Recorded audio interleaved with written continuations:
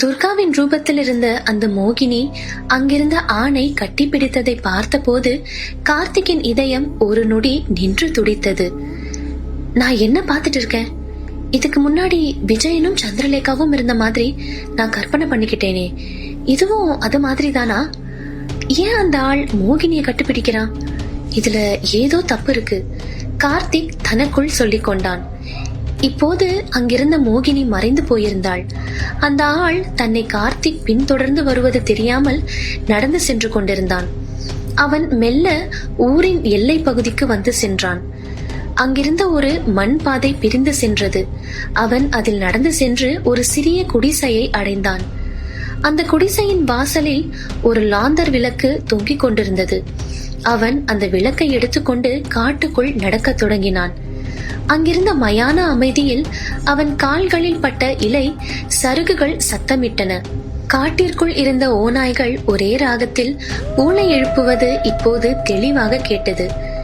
இந்த ஆள் ஏன் இப்ப காட்டுக்குள்ள போறான்? கொஞ்ச நேரத்துக்கு முன்னாடி மோகினியை கட்டி அணைச்சிட்டு இருந்தான், இப்ப காட்டுக்குள்ள போறான். யார் இவன்? கார்த்திக் குழப்பத்தோடு அவனை பின்தொடர்ந்தான். கார்த்திக் அந்த ஆளை பின்தொடர்ந்து சென்று கொண்டிருக்க, மறுபுறம் மாளிகையில் சந்திரலேகாவின் சிந்தனையை வேறொரு விஷயம் ஆக்கிரமித்திருந்தது. அவள் தன் கால்களில் அணிந்திருந்த கொலுசினை கழட்டி வைத்தாள். கார்த்திகை வேந்தனால எப்படி இதை செய்ய முடிஞ்சது? நான் அவன்கிட்ட இருந்து எதிர்பார்த்தது இது கிடையாதே. ஆனா அவன் ஏன் இப்படி செஞ்சான்?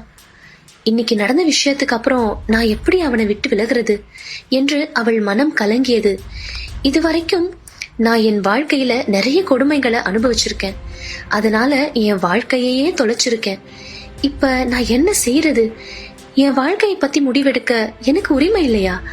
கடவுளே, என்னை தயவு செஞ்சு காப்பாத்து என்று சொல்லி அவள் கண்ணீர் விட்டு கதறினாள். இப்போது கார்த்திக் அந்த ஆளை பின்தொடர்ந்து ஒரு குடிலை அடைந்தான். அந்த ஆள் குடிலுக்குள் நுழைந்தான். அந்த இடம் நன்றாக இருட்டி இருந்தது. கார்த்திக் தனது மூச்சை பிடித்து கொண்டு அங்கு மறைந்து நின்றான். உள்ளே சென்ற ஆள் அறையில் இருந்த தீபங்களை எல்லாம் கொளுத்தினான். இப்போது அந்த இடமே பிரகாசமாக தெரிந்தது. அந்த குடிலுக்குள் ஒரு துணி விரிக்கப்பட்டிருந்தது. அங்கிருந்த ஒரு மரப்பலகையின் மீது சிகப்பு துணியில் ஏதோ ஒன்று கட்டி வைக்கப்பட்டிருந்தது. அந்த குடிலின் ஒரு மூலையில் இருந்த பானையில் தண்ணீர் நிரம்பி இருந்தது. அந்த பானையை எடுத்து வந்து அருகில் வைத்துவிட்டு அந்த ஆள் தன் முகத்தில் இருந்த துணியை கழட்டிவிட்டு கீழே அமர்ந்தான். அந்த குடிலுக்குள் அவனும் கார்த்திக்கும் மட்டுமே அப்போது இருந்தார்கள். சட்டென்று அந்த ஆள் கார்த்திக் இருக்கும் திசையில் திரும்பினான். கார்த்திக்கிற்கு திடுக்கென்று தூக்கி வாரி போட்டது. மூச்சு காற்று சத்தம் கூட கேட்காத வகையில் அவன் தன் 2 கைகளையும் வாயில் வைத்து அழுத்தமாக பொத்திக் கொண்டான். சட்டென்று அவனுக்கு தன் கையில் இருக்கும் மோதிரத்தின் நினைப்பு வந்தது. நான் எதுக்கு பயப்படணும்? இந்த மோதிரம் இருக்கிற வரைக்கும் யாராலையும் என்னை பார்க்க முடியாதுன்னா இவனாலையும் முடியாது என்று எண்ணி அவன் நிம்மதியடைந்தான். அப்போது அந்த ஆள் அங்கிருந்த பானையை எடுத்து தனக்கு முன்னால் வைத்து கொண்டான். அங்கு நடப்பதையெல்லாம் கார்த்திக் கவனமாக பார்த்து கொண்டிருந்தான். இன்னொரு பக்கம் தான் அந்த ஆளின் கண்ணில் தெரியவில்லை என்பது கார்த்திக்கிற்கு நிம்மதியாக இருந்தது. நல்ல வேளை, இவன் கண்ணுக்கு நான் தெரியல. மறுபடியும் காலத்தோட இயக்கத்துல நான் தலையிட்டு இருந்தா அதோட விளைவுகள் என்னவா இருந்திருக்கும்னு என்னால நினைச்சு கூட பார்க்க முடியல என்று நிம்மதி பெருமூச்சு விட்டபடி கார்த்திக் அந்த அறையின் மூளைக்குள் நகர்ந்தான். அந்த ஆள் அங்கிருந்த மரப்பலகையின் மீது ஒரு பெரிய விளக்கு ஒன்றை வைத்தான். பிறகு சில இலைகளை எடுத்துக்கொண்டு அதை இடிக்க தொடங்கினான். அந்த இலையில் இருந்து வடிந்த சாறை ஒரு சிறிய கோப்பையில் அவன் பிடித்துக்கொண்டு அங்கிருந்த சிகப்பு மூட்டையை பிரித்தான். அதனுள்ளே ஒரு புத்தகம் இருந்ததை பார்த்த கார்த்திக் அதிர்ச்சி அடைந்தான். கார்த்திக்கிற்கு அது என்ன புத்தகம் என்பது நன்றாக தெரிந்தது. இது சந்திரலேகாவோட புத்தகம். விஜயின் வீட்டுல நான் பார்த்த அதே புத்தகம். கார்த்திக்கின் புருவங்கள் உயர்ந்தன. இவ யாரு? இவன்கிட்ட இப்படி சந்திரலேகாவோட புத்தகம் இருக்கு? கார்த்திக் ஒன்றும் புரியாமல் அவனை பார்த்த போது அவன் தன் முகத்தில் இருந்த துணியை முழுவதுமாக விலக்கினான். அவன் முகத்தை பார்த்த நொடியில், விஜயன், நீயா என்று கார்த்திக் கத்தினான். ஆனால் கார்த்திக்கின் கூச்சல் அங்கிருந்தவனின் காதில் விழவில்லை. அப்போதுதான் அவனுக்கு ஒரு விஷயம் தெளிவாக தெரிந்தது. இது விஜயன் இல்லை, அவனை போலவே இருக்கும் அவனின் தாத்தா தான் இது என்று அவனுக்கு தெரிந்தது. இந்த சந்திரலேகா புத்தகத்தை கூட விஜயன் தன்னோட தாத்தா எழுதினதா தான் சொல்லியிருக்கான். அப்படின்னா நான் மாளிகையில பார்த்த போட்டோல இருந்தது விஜயன் இல்ல, அது அவனோட தாத்தா விக்ரமன். கார்த்திக்கிற்கு நடப்பதை எல்லாம் பார்க்கும்போது இன்னும் குழப்பமாகவும் வருத்தமாகவும் இருந்தது. இன்னொரு பக்கம் விக்ரமன் சந்திரலேகாவின் புத்தகத்தை திறந்தான். அருகில் இருந்த ஒரு பேனாவை எடுத்து அவன் அந்த புத்தகத்தில் ஏதோ எழுத தொடங்கினான். அங்கிருந்த லேசான வெளிச்சத்தில் விக்ரமன் என்ன எழுதுகிறான் என்பதை கார்த்திகால் தெளிவாக பார்க்க முடியவில்லை. ஆனால் அவன் எழுதி கொண்டிருப்பது சிகப்பு மயில் என்பது கார்த்திக்கிற்கு தெரிந்தது. சில பக்கங்கள் அந்த புத்தகத்தில் எழுதிய பிறகு தனது பேனாவை ஓரமாக வைத்த விஜயன் மீண்டும் அந்த புத்தகத்தை சிகப்பு துணியில் வைத்து கட்டினான். அதை மரப்பெட்டியின் உள்ளே வைப்பதற்கு முன் தன் கண்களை மூடி அவன் முணுமுணுத்தான். அடுத்து என்ன நடக்கப் போகிறது என்பதை கார்த்திக் அறியாதவனாக இருந்தான். அவன் மனதில் இருந்த கேள்விகளுக்கு எல்லாம் எங்கு விடை இருக்கிறது என்று அவன் தெரியாமல் தவித்தான். ஒரு பக்கம் கார்த்திக் உண்மையை தேடி தவித்துக் கொண்டிருந்த போது தேவதாசிகளின் மாளிகையில் நிசப்தம் சூழ்ந்திருந்தது. சந்திரலேகா தனது அறையில் சோகம் வடியும் முகத்தோடு அமர்ந்திருந்தாள். அப்போது அந்த அறையில் இருந்த ஜன்னல் லேசாக திறந்தது. வெளியில் இருந்து அடித்த காற்றில் அங்கிருந்த திரைச்சீலைகள் ஆடின. அறையில் விளக்குகளும் விட்டு விட்டு எரிய தொடங்கியது. சந்திரலேகா உடனே திடுக்கிட்டு எழுந்து நடப்பவற்றை அச்சத்துடன் பார்த்தாள். அவள் உடனே அங்கு திறந்திருந்த ஜன்னலை மூட நினைத்து அதன் அருகில் நகர்ந்தாள். அப்போது வெளியில் இருந்து யாரோ ஒருவன் அவள் கைகளை பிடித்தான். சந்திரலேகா கூச்சலிடுவதற்கு முன்னரே அந்த ஆள் அவளை பிடித்து மெத்தையின் மீது தள்ளிவிட்டான். சந்திரலேகா திடுக்கிட்டு திரும்பி அது யார் என பார்த்தாள். பரி, நீயா என்று திகைத்து போனாள் சந்திரலேகா. பாரி அவளுக்கு முன்னால் புன்னகையுடன் நின்று கொண்டிருந்தான்.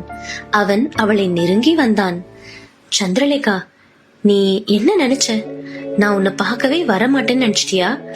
அடி பாவி, உன்னோட அழக தரிசிக்க நான் எங்க இருந்து வேணாலும் வருவேன். நான் உன்னை காதலிக்கிறேன்ல சந்திரலேகா, உன்னோட அழகும் காதலும் எனக்கு தானே சொந்தம் என்று அவன் அவளிடம் வந்தான். சட்டென்று சந்திரலேகா அவனிடம் இருந்து விலகினாள். சீ, பேசாத, நீ ஒரு பாவி. நான் உன் மேல வச்சிருந்த நம்பிக்கையை உடைச்சு என்னோட காதலை அசிங்கப்படுத்திட்ட. இப்ப எந்த முகத்தை வச்சுக்கிட்டு என் முன்னாடி நிக்கிற? நீதான் என் வாழ்க்கைய நரகமாக்குறது. இப்ப நான் ஒரு பெணம் மாதிரி வாழ்ந்துட்டு இருக்கேன். இதுக்கு மேல உனக்கு என்ன வேணும்? சந்திரலேகாவின் வாயிலிருந்து வார்த்தைகள் வெடித்தன. இந்த ஊர்ல எல்லாரும் அனுபவிக்கணும்னு ஆசைப்படுற அழகு எனக்கு வேணும். அப்புறம் உன்னோட இளமை, அத நான் மட்டும்தான் அனுபவிக்கணும் என்று சொல்லி பாரி அவள் தோள்களில் கை வைத்தான். சந்திரலேகா உடனே அவன் கைகளை தட்டிவிட்டாள். என்ன தொடணும்னு கற்பனை கூட பண்ணி பார்க்காத, இல்லனா நான் இப்பவே கத்தி கூச்சல் போட்டுடுவேன், ஆத்திரமுடன் சொன்னாள் அவள். ஆனால் அதை கேட்ட பாரி கொஞ்சமும் அச்சம் கொள்ளவில்லை. மாறாக அவன் கை தட்டி சத்தமாக சிரிக்க தொடங்கினான். கத்து சந்திரலேகா, கத்தி கூச்சல் போடு. காவல்காரங்க எல்லாருக்கும் நான் மயக்க மருந்து கொடுத்திருக்கேன். அவங்க காலையில தான் எந்திரிப்பாங்க.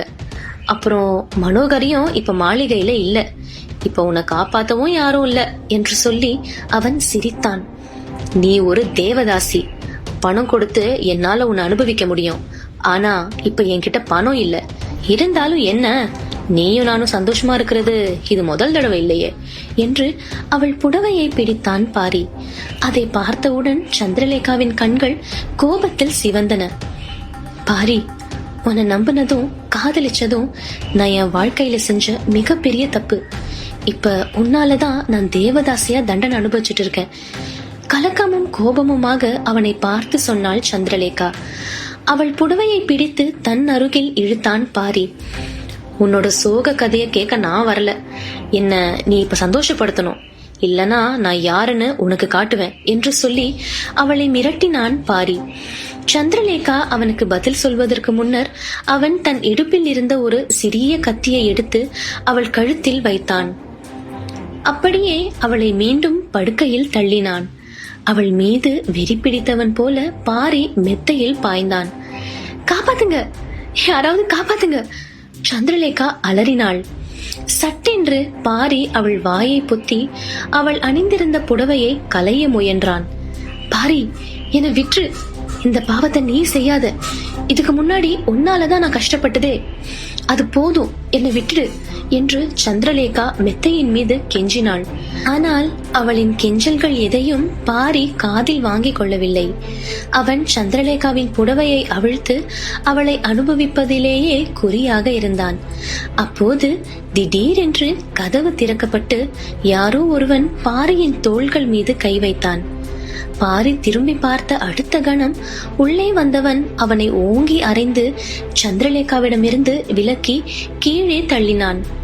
கீழே விழுந்த பாரி திடுக்கிட்டு அது யார் என எழுந்து பார்த்தான். கார்த்திகை வேந்தன். சந்திரலேகாவின் கண்கள் விரிந்தன. கீழே கிடந்த சந்திரலேகாவின் புடவையை எடுத்து அவன் அவள் மீது போர்த்தினான். உனக்கு ஒன்னும் இல்லையே சந்திரலேகா? அக்கறையாக அவளிடம் கேட்டான் வேந்தன். சந்திரலேகா பதில் சொல்வதற்குள் பாரி கார்த்திகை வேந்தனை பின்னால் இருந்து ஓங்கி அடித்தான். ஆனால் அந்த அடி வேந்தனுக்கு எந்த பாதிப்பையும் ஏற்படுத்தவில்லை. மாறாக வேந்தன் பாரியை பிடித்து அவனை அடித்து தரையில் தள்ளினான். பாரி வலியில் துடித்தான்.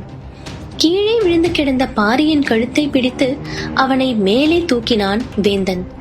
பாரி, நீ சந்திரலேகாவோட நம்பிக்கையை மட்டும் உடைக்கல, என்னோட நம்பிக்கையையும் உடைச்சிட்ட. என்ன தைரியம் இருந்தா நீ அவ மேல கை வைப்ப? அவளுக்கு யாரும் இல்லைன்னு நினைச்சியா? வேந்தன் அப்படி பேசியது சந்திரலேகாவிற்கு ஆச்சரியமாக இருந்தது. நீ சந்திரலேகாவுக்கு துரோகம் செஞ்ச அன்னைக்கே உன்னை நான் கொலை செஞ்சிருப்பேன். எப்படியோ பண்ணையாரால நீ தப்பிச்சிட்ட.